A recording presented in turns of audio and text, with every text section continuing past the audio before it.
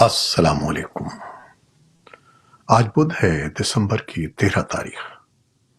پاکستان میں اس وقت شام کے 7، بھارت میں 7:30، اور یہاں ہمارے اسٹوڈیوز کی گھڑیوں میں صبح کے 9 بج رہے ہیں۔ وائس آف امریکہ واشنگٹن کی اردو سروس سے میں ہوں خالد حمید، خبروں کے ایک بلیٹن کے ساتھ۔ اسرائیل کی فوج نے شمالی غزہ کی پٹی میں بدھ کے روز لڑائی میں اپنے 10 فوجیوں کی ہلاکت کا اعلان کیا ہے۔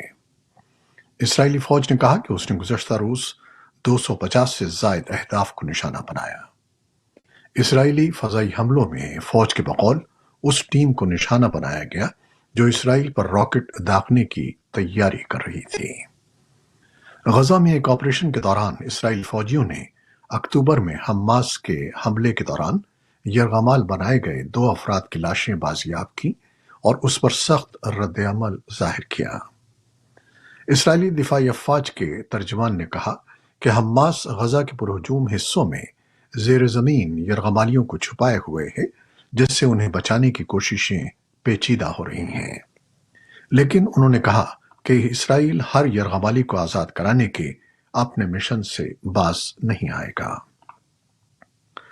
فلسطینی شہریوں پر جنگ کے اثرات کے بارے میں نئے انتباہات کے باوجود غزہ میں مسلسل لڑائی ہو رہی ہے۔ اقوام متحدہ کے پناہ گزینوں کے سربراہ فلپو گرینڈی نے بدھ کو کہا کہ ہم مزید شہریوں کی ہلاکتوں اور مصائب اور مزید نقل مکانی کی پیشگوئی کر رہے ہیں، جس سے خطے کو خطرہ ہے اور یہ انتہائی افسوسناک امر ہے۔ پوپ فرانسس نے غزہ میں انسانی امداد کی فراہمی اور حماس کے ہاتھوں یرغمالیوں کی رہائی کا مطالبہ کرتے ہوئے فوری جنگ بندی کے اپنے مطالبے کی تجدید کی ہے۔ صدر جو بائیڈن نے کہا ہے کہ اسرائیل غزہ پر اپنی اندھا دھند بمباری کی وجہ سے بین الاقوامی حمایت کھو رہا ہے اور بنیامن نیتن یاہو کو خود کو تبدیل کرنا ہوگا۔ ان کے اس بیان سے اسرائیلی وزیر اعظم کے ساتھ ان کے تعلقات میں ایک نئی دراڑ پیدا ہو گئی ہے۔ صدر بائیڈن کی یہ ریمارکس اسرائیل حماس جنگ سے نمٹنے کے حوالے سے اب تک دیے گئے بیانات میں سب سے اہم تھے، جو کہ حماس کے 7 اکتوبر کو اسرائیل پر حملے کے بعد اسرائیلی حمایت کے موقف کے بالکل برعکس ہیں۔ صدر بائیڈن کے بیان پر اسرائیلی فوج اور حماس دونوں کا رد عمل سامنے آیا ہے۔ اقوام متحدہ کی جنرل اسمبلی میں اقوام عالم کی بھاری اکثریت نے غزہ میں انسانی بنیادوں پر جنگ بندی کی حمایت میں ووٹ دیا ہے۔ یہ ووٹ امریکہ اور اسرائیل کی بڑھتی ہوئی تنہائی کو بھی ظاہر کرتا ہے۔ 193 رکن ملکوں میں سے حق میں 153 ووٹ آئے، مخالفت میں 10 جبکہ 23 غیر حاضر رہے۔ قرارداد کی مخالفت میں امریکہ اور اسرائیل کے ساتھ 8 دیگر ممالک شامل تھے۔ پاکستان کی فوج کے سربراہ جنرل عاصم منیر اپنے پہلے سرکاری دورے پر امریکہ میں ہیں۔ وائس آف امریکہ کی کارلا باب نے امریکی محکمہ دفاع کے ذرائع کے حوالے سے رپورٹ دی ہے کہ آج بدھ کو جنرل عاصم منیر کی ملاقات امریکی وزیر دفاع سے پینٹاگون میں ہوگی۔ اس بارے میں تفصیلی رپورٹ کے لیے ہمارے سوشل میڈیا پلیٹ فارمز پر آئیے۔ پاکستان کے سابق وزیر اعظم عمران خان اور سابق وزیر خارجہ شاہ محمود قریشی پر سائفر کیس میں فرد جرم عائد کر دی گئی ہے۔ وائس آف امریکہ کے نمائندے عاصم علی رانا کے مطابق آفیشل سیکرٹ ایکٹ کے تحت قائم خصوصی عدالت کے جج ابو الحسنات ذوالقرنین نے بدھ کو اڈیالہ جیل میں سائفر کیس کی سماعت کی۔ فریقین وکلاء کے دلائل کے بعد عدالت نے کہا کہ خفیہ سائفر کو جلسے میں لہرایا گیا اور اس کے مندرجات کو زیر بحث لایا گیا۔ ایسا کرنا آفیشل سیکرٹ ایکٹ کے تحت جرم ہے۔ عدالت نے کہا کہ بطور وزیر اعظم عمران خان کو سائفر رکھنے کا کوئی اختیار نہیں تھا۔ سائفر کو جان بوجھ کر اپنے مفاد کے لیے استعمال کیا گیا۔ اس عمل سے ملک کے تشخص اور قومی سلامتی کو نقصان پہنچا۔ فاضل جج نے عمران خان اور شاہ محمود قریشی پر عائد کردہ فرد جرم پڑھ کر سنائی، تاہم دونوں رہنماؤں نے صحت جرم سے انکار کر دیا ہے۔ सुप्रीम कोर्ट ऑफ पाकिस्तान ने फौजी अदालतों में आम शहरियों के केसेस की समाअत से मुताल्लिक फैसला मुअत्तल करते हुए मिलिट्री कोर्ट्स में सिविलियंस के ट्रायल्स की इजाजत दे दी है। सुप्रीम कोर्ट के 6 रुकनी बेंच ने महफूज फैसला सुनाया जो 5-1 की अक्सरियत से जारी किया गया। जस्टिस मसर्रत हिलाली ने अक्सरियती फैसले से इख्तिलाफ किया। पाकिस्तान की निगरान हुकूमत ने फौजी अदालतों में सिविलियंस के ट्रायल्स रोकने के सुप्रीम कोर्ट के फैसले के खिलाफ इंट्रा कोर्ट अपील दायर की थी। बलूचिस्तान, पंजाब और खैबर पख्तूनख्वा की निगरान हुकूमत ने भी इंट्रा कोर्ट अपीलें दायर की थीं। पाकिस्तान के दफ्तर खारजा ने डेरा इस्माइल खान में पाकिस्तानी सिक्योरिटी फोर्सेस के अड्डे पर मंगल के खूनी हमले के बाद तालिबान हुकूमत से हमले के मुर्तकिब अफराद और अफगानिस्तान में टीटीपी की क़यादत को हुकूमत पाकिस्तान के हवाले करने को कहा है। सेक्रेटरी खारजा ने अफगान उबरी हुकूमत के नाज़िमुल उमूर को तलब किया ताकि दराबिन डेरा इस्माइल खान में पाकिस्तान के सिक्योरिटी फोर्सेस की पोस्ट पर आज के मोहलिक दहशतगर्दाना हमले के तनाजुर में पाकिस्तान की तरफ से सख्त एहतजाज रिकॉर्ड किया जाए। तालिबान सिफारतकार से यह भी कहा गया कि वो पाकिस्तान के खिलाफ दहशतगर्दी के लिए अफगान सरजमीन के मुसलसल इस्तेमाल को रोकने के लिए तमाम जरूरी इक़दाम करे। तालिबान के तर्जुमान ज़बीउल्लाह मुजाहिद ने कहा कि हमले का ताल्लुक अफगानिस्तान से नहीं है। उन्होंने तालिबान के ज़ेर इंतजाम टीवी चैनल RTA को बताया कि अगर पाकिस्तान सबूत फराहम करे तो हमले की तहकीकात करेंगे। भारत की पार्लियामान में दिन के 1 बजे उस वक्त सिक्योरिटी में जबरदस्त चूक हो गई जब 2 अफराद विजिटर्स गैलरी से ऐवान के अंदर कूद गए और उनमें से एक ने पीले रंग की गैस छोड़नी शुरू कर दी। ये वारदात पार्लियामेंट हाउस पर दहशतगर्द हमले की 22वीं बरसी के मौके पर हुई है।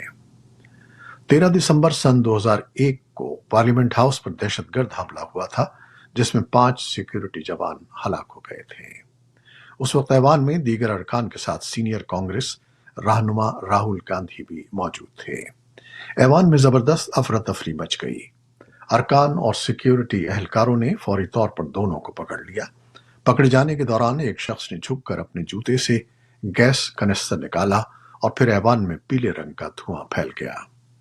उसी वक्त पार्लियामेंट के बाहर भी 2 मजीद अफराद को पकड़ा गया। उनके पास भी धुएं का कनिस्तर था। उन्होंने पीले और सुर्ख रंग का धुआं छोड़ा। पुलिस के मुताबिक इस मामले की जांच की जा रही है। आबो हवा के सरबराही इजलास COP28 के आखिरी रोज फॉसिल फ्यूल के बतदरीज खात्मे के मुआहदे पर इत्तेफाक किया गया।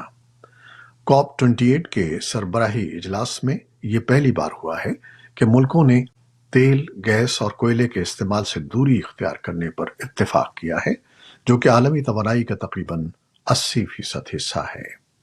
मुज़ाकरात को ओपेक के तेल पैदा करने वाले ग्रुप के अरकान और उसके इत्तेहादियों खासतौर पर सऊदी अरब की तरफ से मुज़ाहमत का सामना करना पड़ा, लेकिन बातचीत से वाकिफ ज़राए के मुताबिक सऊदी अरब ने भी COP28 मुआहदे का खैर मकदम किया और इखराज को कम करने के मौक़िफ़ को दोहराया। यूक्रेन के दारुल हुकूमत को रूसी मिसाइलों की एक बौछार ने निशाना बनाया है जिसके नतीजे में बुध के रोज कम से कम 45 अफराद जख्मी हो गए। उधर सदर व्लादिमीर ज़ेलेंस्की ने अमरीकी हुकाम पर जोर दिया है कि वो उनके मुल्क को रूस के हमले से लड़ने में मदद के लिए $61 बिलियन की नई इमदाद की मंजूरी दें। कीव के मेयर विटाली क्लित्स्को ने कहा कि गिराए गए मिसाइलों से गिरने वाले मलबे ने बच्चों के अस्पताल और शहर के पानी के निज़ाम को नुकसान पहुंचाया है, जबकि कीव की फौजी इंतजामिया के सरबराह सरी पॉप्को ने कहा कि मलबा गिरने से मुतादिद मकानात को भी नुकसान पहुंचा है। सदर ज़ेलेंस्की ने बुध को सोशल मीडिया पर कहा था कि रूस ने एक बार फिर साबित किया है कि वो एक घिनौना मुल्क है जो रात के वक्त मिसाइल फायर करता है और सर्दियों के दौरान रिहायशी इलाकों, किंडरगार्टन्स और तवानाई की सहूलियात को निशाना बनाने की कोशिश करता है। बाइडन इंतजामिया ने मंगल को यूक्रेन के लिए पहले से मंजूर शुदा वसाइल से $200 मिलियन तक की नई फौजी इमदाद का ऐलान किया, जिसमें फजाई दिफाई मिसाइल और अज्जा शामिल हैं। यूक्रेन के सदर वोलोदिमीर ज़ेलेंस्की ने मंगल की दोपहर सदर जो बाइडेन के साथ व्हाइट हाउस की एक न्यूज कॉन्फ्रेंस में कैपिटल हिल का दौरा करने के बाद कानून साजों से यूक्रेन के लिए मजीद फौजी इमदाद मंजूर करने की दरखास्त की। म्यांमार में नस्ली अक़लियती बागी ग्रुपों के इत्तेहाद ने मुल्क की आमरीत को शिकस्त देने के अपने अज़्म का इरादा किया है। हुक्मरान फौज ने कहा है कि उसने बागियों के साथ चीन की सालिसी में बातचीत की है। म्यांमार में गुज़श्ता 6 हफ्तों में लड़ाई में शिद्दत आई है। 3 ग्रुपों के ब्रदरहुड अलायंस ने चीन के साथ शिमाली सरहद के करीब फौजी अहदाफ पर मरबूत हमले शुरू कर दिए हैं। फौज ने पीर के रोज कहा कि उसने बागियों और तनाज़े के दीगर फरीकों से मुलाकात की है और बातचीत का एक और दौर माह के आखिर तक होना है। कोई और तफसीलात फराहम नहीं की गई। इत्तेहाद में शामिल तीनों ग्रुपों ने राइटर्स की जानिब से तबसरे के लिए बार बार की दरखास्तों का जवाब नहीं दिया। चीन की वजारत खारजा ने मंगल को कहा कि वो ये देखकर खुश है कि म्यांमार तनाज़े के फरीकैन अब मुज़ाकरात करते हैं और मजीद मदद फराहम करने के लिए तैयार हैं। ये थी वो खबरें जो फेसबुक लाइव पर हमने आपके लिए पेश की। हमारी वेबसाइट, यूट्यूब और पॉडकास्ट पर यह बुलेटिन आपके लिए पोस्ट कर दिया जाता है। आप हमारे बुलेटिन को शेयर करते हैं और अपने कमेंट्स में अपनी मोहब्बतों का इजहार करते हैं, जिसके लिए हम आपके बेहद ममनून हैं। अपनी इन मोहब्बतों को जारी रखिएगा। न्यूज़ प्रोड्यूसर आयजा इरफान और न्यूज़ एडिटर बहजत जिलानी के साथ खालिद हमीद अब इजाजत चाहेगा। अल्लाह हाफिज।